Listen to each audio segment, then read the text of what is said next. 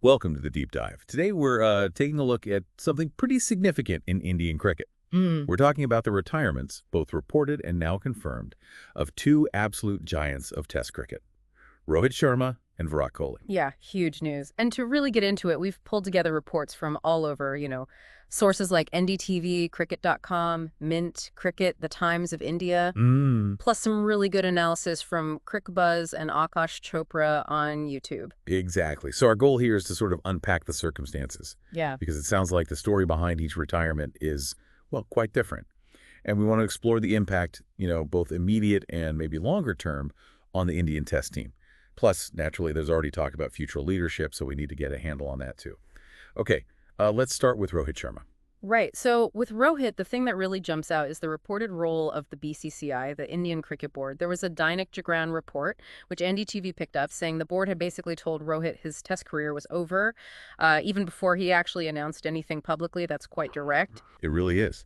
And apparently, this followed what was called a poor outing in the Border Gavaskar Trophy against Australia.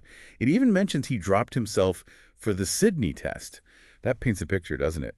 Suggests things might have been a bit strained. What do you make of the board being so proactive, I guess? Well, it does make you wonder. Maybe they felt they needed to make a clean break, start looking towards the next Test captain. Rohit's recent form, maybe his age too, could have played a part in their thinking. And it's interesting, as NDTV noted, that this all seemed to line up with a BCCI meeting in Mumbai around May 7th. Then Rohit's announcement comes. Well, it feels timed, maybe coordinated. Okay. So Rohit's exit, while massive, might have been sort of nudged along by the board's plans. Now, switching over to Virat Kohli, that seems like a different kettle of fish, at least initially. Completely different, yeah. There were whispers early on that Kohli might retire too.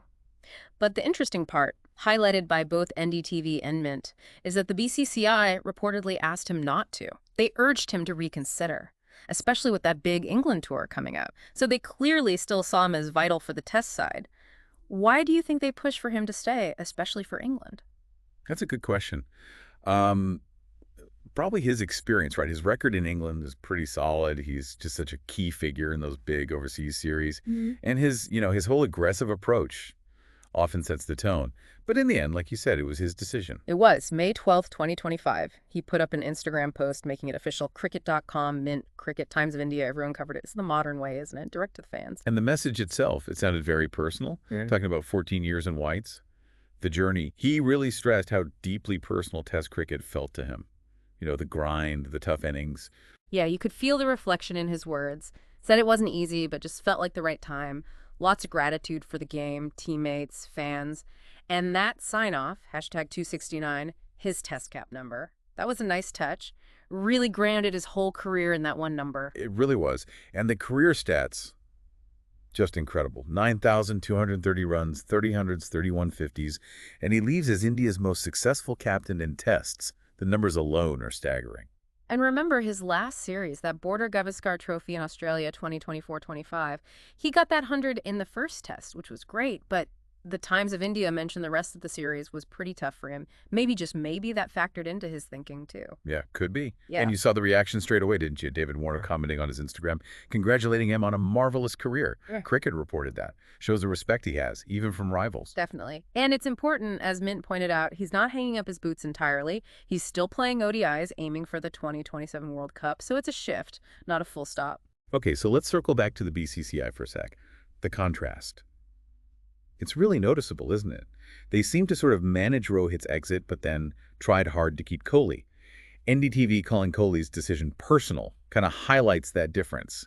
What does that tell us about their view of the Test team's future? It suggests, maybe, a couple of things. One, perhaps they already had a successor in mind for Rohit as captain. Makes sense. Two, Kohli, with his profile, his experience, they likely saw him as still very valuable, especially short-term. The different reactions really show where each player might have stood in the board's plans for the Test side, Which leads us straight into the impact. Losing both these guys. Wow. Akash Chopra put it bluntly, didn't he? Creates big holes. Yeah. Batting, leadership, hard to fill. Very hard. And the big question now is who takes over from Rohit as Test captain? NDTV says Shubman Gill's name is on top of the wish list. He's done well, captain Gujarat Titans in the IPL. He's already vice captain in T20s and ODIs, so he looks like the front runner. Yeah, that makes a lot of sense. You try and get some consistency across formats if you can. Chopra mentioned that too.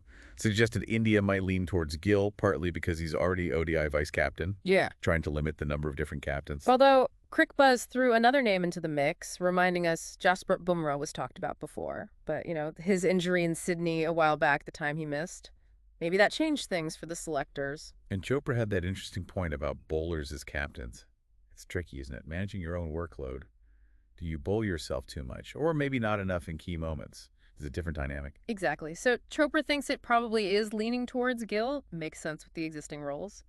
But he also raised a valid concern. Gill hasn't scored heaps of test runs outside Asia yet. That's something to watch, definitely. Right. He mentioned KL Rahul and Rishabh Pant too, but sort of suggested they were less likely right now.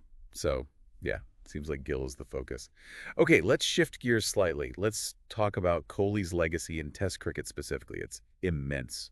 Oh, absolutely. Crickbuzz summed it up really well. They talked about him bringing in this wave of fast bowlers, and maybe even more importantly, making Test cricket cool again.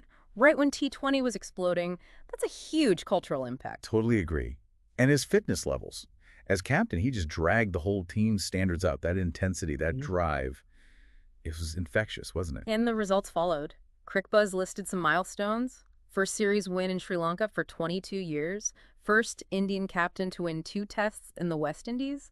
That maiden series win in Australia, which was just massive. Plus, he's the only Indian captain with a test double hundred away from home. And he overtook Sachin for most test hundreds in Australia by an Indian. Just underlines his quality against the best anywhere. And you can't talk about his captaincy without mentioning Ravi Shastri. Crickbuzz highlighted that partnership. They seem to really click, defining that era of Indian test dominance. So many great moments, too. That Johannesburg win in 2018, gritty. And remember that let's give him hell line in England in 2021.